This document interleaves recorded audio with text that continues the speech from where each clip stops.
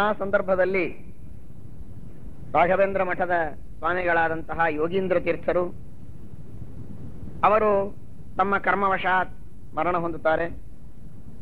ಅವರ ಶಿಷ್ಯರು ಸುರೇಂದ್ರ ತೀರ್ಥರು ಅವರು ಕೂಡ ವೃಂದಾವನಸ್ಥರಾಗ್ತಾರೆ. ವೃಂದಾವನಸ್ಥರಾಗುವಾಗ ಇನ್ನೊಬ್ಬರಿಗೆ ಆಶ್ರಮವನ್ನು ಕೊಡದೆ ವೃಂದಾವನಸ್ಥರಾಗುವ ಸಂದರ್ಭ ಬರ್ತದೆ.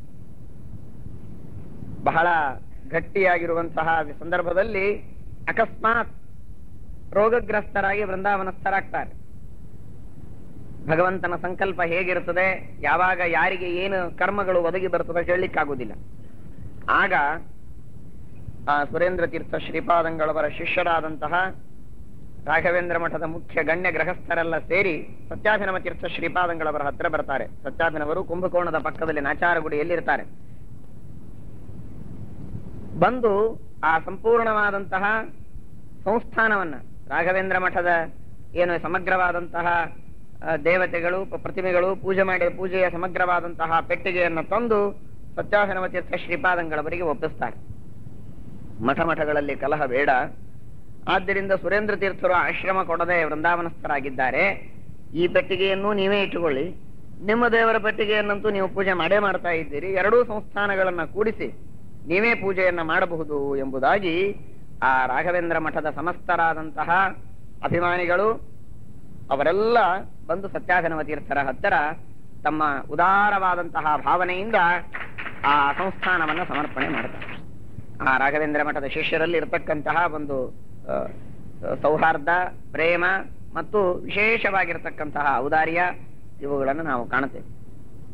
ಆಗ ಸತ್ಯಾಭಿನವ ತೀರ್ಥ ಶ್ರೀಪಾದಂಗಳವರು ಉತ್ತರ ಕೊಡ್ತಾರೆ, ನೋಡಿದರೆ ಇನ್ನೊಂದು ಸಂಸ್ಥಾನ ಬರ್ತಾ ಇದೆ, ದೊಡ್ಡದಾದಂತಹ ಅವಕಾಶ ಅಂತ ಮತ್ತಾರಾದರೂ ಆದ್ರೆ ಸ್ವೀಕಾರ ಮಾಡಿಬಿಡಬಹುದಾಗಿತ್ತು.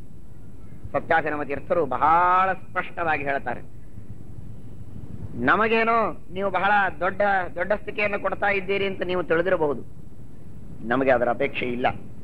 ಒಂದು ಸಂಸ್ಥಾನ ಅದು ಇವತ್ತೇ ಪ್ರಾರಂಭವಾದದ್ದಲ್ಲ, ನಿನ್ನೆ ಅಲ್ಲ, ಮೊನ್ನೆ ಅಲ್ಲ, ವಿಭುಧೇಂದ್ರ ತೀರ್ಥರಿಂದ ನಡೆದು ಬಂದಂತಹ ಆ ಸಂಪ್ರದಾಯವನ್ನ ನಮ್ಮ ಕಾಲಕ್ಕೆ ನಾವು ಮುರಿದಿದ್ದೇವೆ ಅಂತನ್ನುವಂತಹ ಒಂದು ಅಪಕೀರ್ತಿ ನಮಗೆ ಬೇಡ. ಅದನ್ನ ಮುಂದುವರಿಸಿಕೊಂಡು ಹೋಗೋದಕ್ಕೆ ಏನ್ ಮಾಡಬೇಕೋ ಅದಕ್ಕೆ ನಮ್ಮ ಸಂಪೂರ್ಣವಾದ ಸಹಾಯ ನಾವು ಮಾಡುತ್ತೇವೆ ಹೊರತು ಅದನ್ನು ನಿಂದ್ರಿಸುವಂತಹ ಕೆಲಸ ನಾವು ಸರ್ವಥಾ ಮಾಡೋದಿಲ್ಲ, ಅದನ್ನ ಮುಂದುವರಿಸಬೇಕು ಅಂತ ಹೇಳಿ ಸತ್ಯಾಭಿನವ ತೀರ್ಥ ಶ್ರೀಪಾದಂಗಳವರು ಅದು ನಡೆದು ಬಂದಂತಹ ಪದ್ಧತಿ ಸಂಪ್ರದಾಯ, ಅದಕ್ಕೆ ಮತ್ತೊಬ್ಬರನ್ನ ನಾವು ನೇಮಕ ಮಾಡುತ್ತೇವೆ, ಅವರಿಗೆ ನೀವು ಎಲ್ಲರೂ ಆದರ ಮಾಡಬೇಕು, ಅದು ಸಂಪ್ರದಾಯ ಹಾಗೆ ನಡೆದುಕೊಂಡು ಹೋಗಬೇಕೇ ಹೊರತು ನಿಲ್ಲಬಾರದು ಅಂತ ಹೇಳಿ ಮತ್ತೆ ಯಾರನ್ನೋ ಕರೆದು ಕೊಡುವುದಿಲ್ಲ, ನೀವೇ ಹುಡುಕೊಂಡು ಬನ್ನಿ ಅಂತ ಕೊಟ್ಟು ಕಳಿಸ್ತಾರೆ. ನೀವೇ ಹೋಗಿ ಶ್ರೇಷ್ಠರಾಗಿರತಕ್ಕಂತಹ ಮತ್ತೆ ಯೋಗ್ಯರಾದ ನಿಮ್ಮ ಕುಲದಲ್ಲಿ ಹುಟ್ಟಿರತಕ್ಕಂತಹ ಜನರನ್ನ ಕರೆದುಕೊಂಡು ನೀವು ಬಂದ್ರೆ ಅವರಿಗೆ ನಾವು ದೀಕ್ಷೆಯನ್ನು ಕೊಡ್ತೇವೆ ಅಂತ ಹೇಳಿದಾಗ ಕುಂಭಕೋಣದ ಹತ್ತಿರ ಇರತಕ್ಕಂತಹ ಪುಟ್ಟರಾಯ ಅಂತನ್ನುವರೊಬ್ಬರು ಅವರನ್ನ ಕರೆದುಕೊಂಡು ಬಂದು ಅವರಿಗೆ ಸುಮತೀಂದ್ರರು ಎಂಬುದಾಗಿ ನಾಮಕರಣ ಮಾಡಿ ಸತ್ಯಾಭಿನವ ತೀರ್ಥ ಶ್ರೀಪಾದಂಗಳವರು ಆಶ್ರಮವನ್ನ ಕೊಟ್ಟು ಪಟ್ಟಾಭಿಷೇಕವನ್ನ ಮಾಡ್ತಾರೆ. ಸುಮತೀಂದ್ರರು ಅಂತ ನಾಮಕರಣ ಮಾಡುವುದಕ್ಕೆ ಕಾರಣ ಸತ್ಯಾಭಿನವ ತೀರ್ಥರ ಪೂರ್ವಾಶ್ರಮದ ತಂದೆಯವರು ಬಿಡಿ ಸನ್ಯಾಸಿಗಳು, ಅವರ ಹೆಸರು ಸುಮತಿಯತಿಗಳು ಅಂತ, ಸತ್ಯನಿಧಿಗಳ ಶಿಷ್ಯರು.